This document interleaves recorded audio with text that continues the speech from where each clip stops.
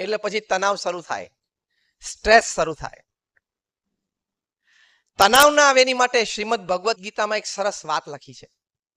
ભગવાન શ્રી કૃષ્ણે અર્જુનને કહ્યું, કર્મણ્યવાધિકાર હસ્તે મા ફલેષુ કદાચના. કૃષ્ણએ અર્જુનને કીધું કે your job is two perform your duty well, results I will decide. ભગવાન કૃષ્ણે અર્જુનને કહ્યું કે તારું કામ શું છે, તું તારું કર્તવ્ય બરોબર નિભાવ, પરિણામ ભગવાન શ્રી કૃષ્ણે કીધું હું નક્કી કરીશ. આ વાતનો આપણને બધાને અનુભવ છે, હું ખાલી થિયોરેટિકલ વાત નથી કરતો.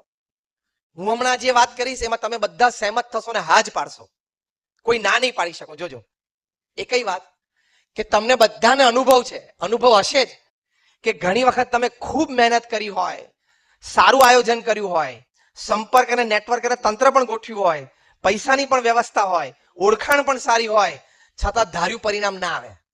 હા કે ના?